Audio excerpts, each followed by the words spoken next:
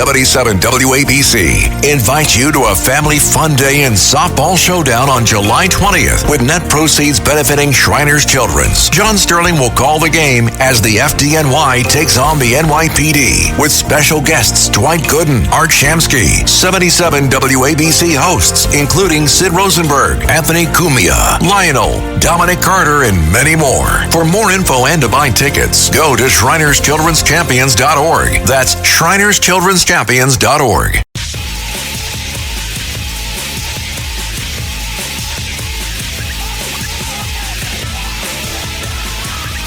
This is the Stone Zone. Now, get in the zone. It's the Stone Zone. Here's Roger Stone. And we're back in the Stone Zone. I admit it, we're a little punchy because we were up all night and into the early hours of the morning watching the progress of the president's big, beautiful bill, which has now passed the U.S. House of Representatives. Joining me now is one of my favorite members of Congress, Tim Burchett from Tennessee's 2nd District. That's East Tennessee. Tim is a rock-ribbed Ronald Reagan conservative, a bulldog champion of the taxpayers of both Tennessee and America, and a Donald Trump America First loyalist. Don't ever confuse Tim Burchett with a politician. He is a true patriot and joins us now to talk about this historic experience. Tim, welcome back into the Stone Zone. Thank you, Mr. Stone. It is always a pleasure. And I say this with all sincerity. I wish my mama and daddy were alive to hear me on your show. They would just be floored that I know somebody of your stature, and I mean that with all sincerity. You carried the water for this country behind the scenes for a lot of years, and you continue to do it. And I'm very grateful for you, brother. I really am. Well, that's very kind. Our listeners out there in Stone Zone land love your country wisdom. We get a lot of great comments whenever you're on because you have an amazing tendency to just tell it like it is. But last night had to be both nerve-wracking and exciting. You were a part of history. I'm very familiar with the big, beautiful bill. For weeks now, I have been beating back the disinformation regarding how the bill treats Social Security, how it treats Medicaid, what it does and does not do. This is the blueprint for Donald Trump's plan to take America into the golden age. I think we would all recognize that the bill was not perfect from the get-go. No piece of legislation ever is, but it got increasingly better. And those critics who say, well, it doesn't do enough to reduce spending, they're right, but this isn't the vehicle for that, is the way I look at it. No, you're correct. I mean, I guess it's like a nice car. It depends on who's driving it. And it just so happens that Donald J. Trump is driving this car or this train. And, I had a lot of questions. And I'll be honest with you, I was not in favor of the bill because I didn't have the answers that I needed. And President Trump took 2 hours yesterday, if you can believe that. And him and J.D. Vance, who I continue to be, I wasn't a J.D. Vance fan, really. But after closed doors meetings with both of them, and it's two dadgum hours, Mr. Stone. And he, and you've been in a room with Trump, but the thing that got me, and as I left, I was telling some staffers this. They were, "What did you think?" And I said, "Well, 14 people in a room, just fastballing questions to the president, and he answered every dadgum one of them." But the thing I like about him is, Mr. Stone, more and more, is when he doesn't have the answer. You always hear about this bravado, Trump bravado, or whatever. I don't know. I guess it's okay to be cocky when you're right and you know what you're talking about. And he knew what the heck he was talking about on every issue. And the thing I liked the most, though, when he didn't know, he would turn to one of his experts, call him by name, and say, "What's the answer to this?" And you've been in meetings with executives before, and many times, a lot more than I have, and world leaders. But a lot of them will just either lie to you or try to buffalo you to get you to think they know the answer, and their arrogance won't allow them to say, "I don't know." But that's not the way it was with Trump. And JD would fill in certain areas and provide support when needed. And he had people from the Treasury. He had all his people that you see on television in there, and and I'll just be honest with you. I left after I left there. I was in his camp on the bill because he convinced me that economically it's the right thing to do, and many other reasons why as well. Well, I think it's because he comes not from the world of politics, but from the world of business. And in business, you can't buffalo people who are trying to make a deal with. They want real answers. Trump operates like a businessman. He likes facts, and hard realities. And I agree with you on your assessment of J.D. Vance. I was not always a J.D. Vance fan, but I am today. He's been remarkably effective behind the scenes, particularly in the confirmation of some of the president's better but more controversial cabinet picks. He doesn't get much credit for that, but he was really the guy up on Capitol Hill, rounding up the necessary votes, jawboning certain Republicans. I think J.D. Vance is doing a terrific job, and I think the American people are going to learn more and more about that over time. I do have to ask you, last time we spoke, we were talking about your bill. It came as a shock to me, but I checked it out. It's absolutely true. Millions of dollars from the American taxpayers flowing to the Taliban. And you brought this up. You've had legislation. You introduced a no tax dollars for the terrorists act. What is the status of that? Oh, thank you so much for asking about that. And you're correct. It's $40 million a week. And the State Department, who I have no love for, I never have, I have a document, a 5-page document that says we've sent close to $5 billion. Now it's probably more than that because it's several weeks old. It has passed the House. It is in the Senate. And I'm hoping that Senator Thune will allow it to move through because Senator Sheehy, former Navy SEAL, and Tommy Tuberville, another straight talker, are both working on the bill. And I'm gonna try to get with them the first of the week and just and urge them along because I think the country supports things like that. It's time to stop that nonsense, that corruption that has come out of the Biden administration. It's almost overwhelming, Mr. Stone, to be honest with you, because of the amount of out and right just stealing. And I think what really is become of it, I think the money's flowing back to Washington, D.C., and I think it's flowing into the pockets of members of Congress. And I hope they get caught, and I don't care what party they're in. I hope they put them in handcuffs and drag them out of this building, kicking and screaming. I think you're exactly right. As you know, Elon Musk alluded to this back when he was running the Doge operation. I mean, USAID, which, by the way, was never enacted by Congress. It was created through executive order by President John F. Kennedy, and it had a legitimate purpose at the time. It was supposed to fund governments in our hemisphere, in Central and South America, who were fighting communism.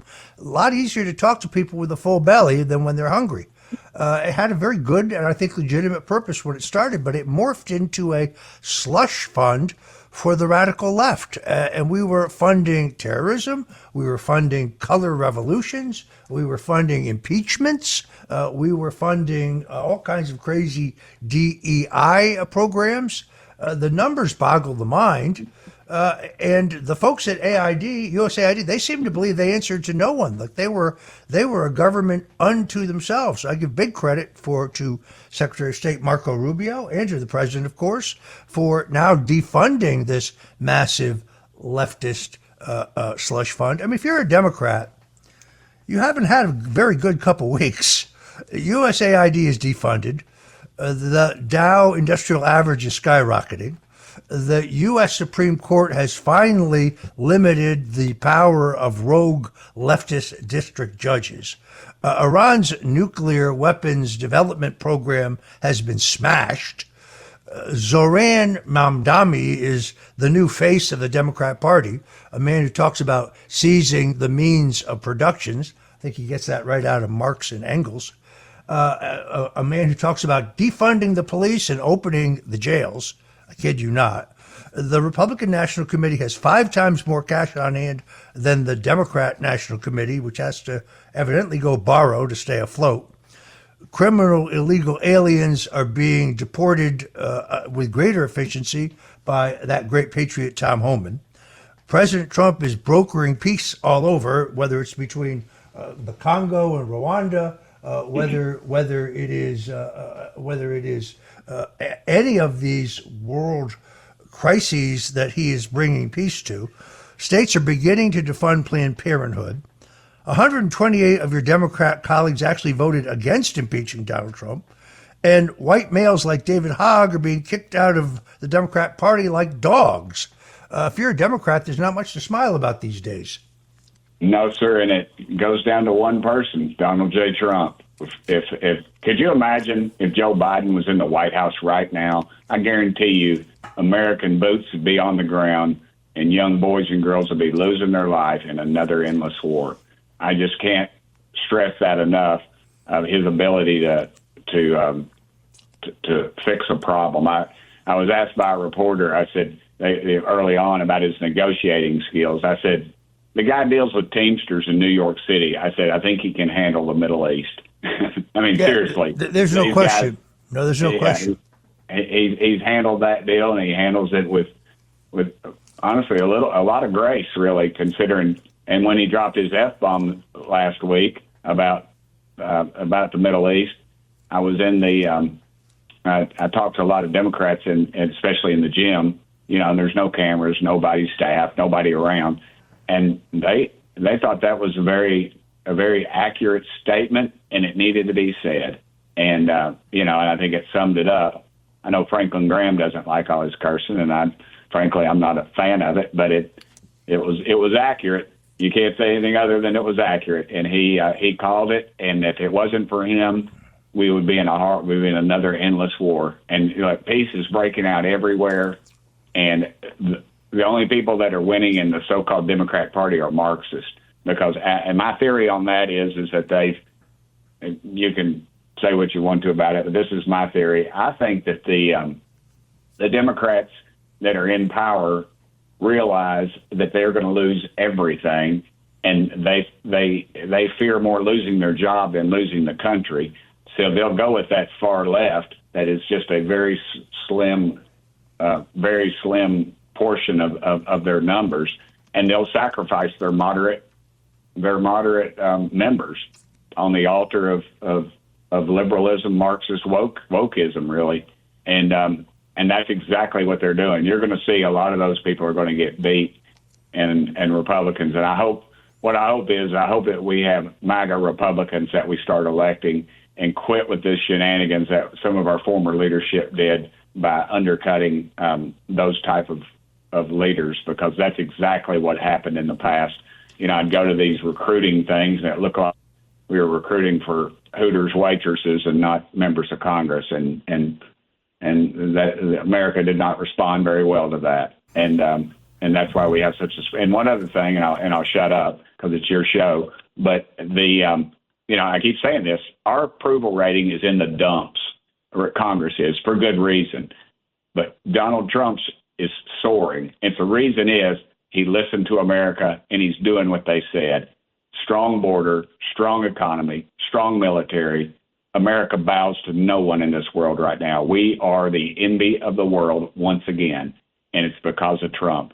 And if we do not acknowledge those issues, we will continue to be in a 3 or 4 person majority, or possibly even lose the majority to the Marxist.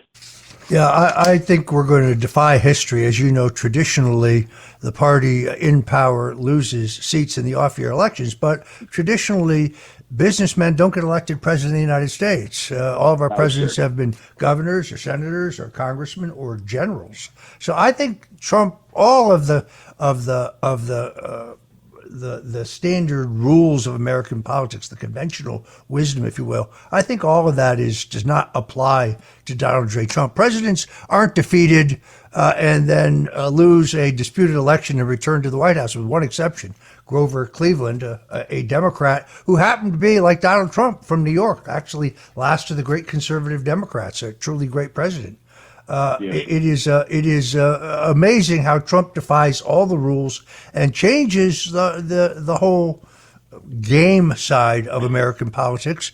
I honestly think that when he survived an assassin's bullet in Butler, Pennsylvania, that it gave him a new urgency not just a new serenity, because I found him much calmer and much more determined after that, but it also gave him a much greater sense of urgency. I think he fully understands that he has 4 years to save this country, and he is not wasting not a single minute of it. Having spoken to him a couple times extraordinarily late at night, or I should say early in the morning, he is not wasting a single minute of his time in this Herculean effort to turn around an ocean liner, to change the entire direction of the country, to return us to our fundamental constitutional roots, and to secure that golden age that you and I have talked so much about. Folks, if you're just tuning in, we're talking to Congressman Tim Burchett from East Tennessee. He is a former mayor of Knox County. He is a bulldog defender of the American taxpayers, as well as the taxpayers of Tennessee. He also is a guy who tells it exactly like it is. You're in the Stone Zone with Tim and I. Whatever you do, please don't touch that dial, because we'll be right back for a bit more. This is the Stone Zone with Roger Stone.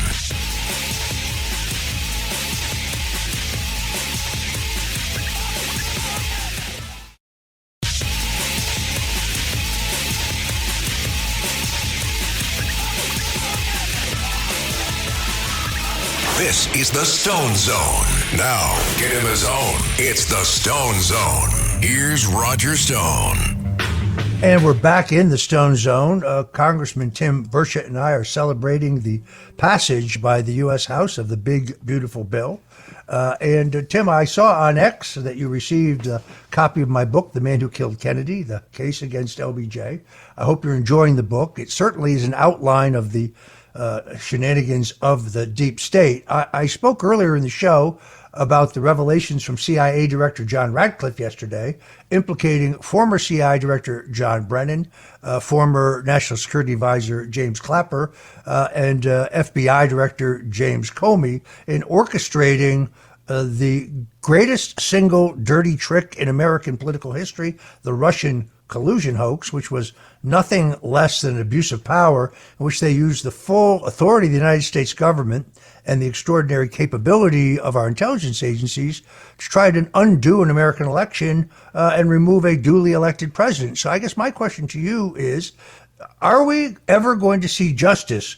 Are any of these people who have engaged in a treasonous crime for which there is no statute of limitations, do you think we will ever see anybody held accountable? I doubt it. I just, because this town is so crooked, Mr. Stone, and they protect their own, and it infuriates me. That's why I know there's a God in heaven, because there will be justice one day. I just don't think it's going to be on this side of the grave for most of them. I think they're going to lawyer up, and yeah, they'll get some small potatoes, like you saw at the auto pen debacle at the White House. But, some small potatoes get smashed. But the reality is, I just don't see it. But what I would hope that would drive Americans to the polls and say, we've got to fix this. And you all would hold us accountable. I mean, I'll vote for it. I'll push it. But I'm not on the Judiciary Committee, and I'm not one of those that's a little out of my realm. But I would hope that we would. All I can do is raise hell about it, and hopefully Jamie Comer will bring it up in our committee, and then we will have it as and then we will push the Justice Department to do something about it. So I would hope that we could do that, because once you do one, the rest will, they'll lawyer up and they'll start squealing. They'll squeal like stuck pigs, and dadgummit, that would be a good start, I would think. I completely and totally agree. So you have a new podcast entitled Unscripted, where you'll be peering behind the veil in Washington, D.C. How will those listening be able to access your show, and what have you planned for the initial episode? Yes, sir. It's on YouTube and Rumble, and I would honestly love to get you on there.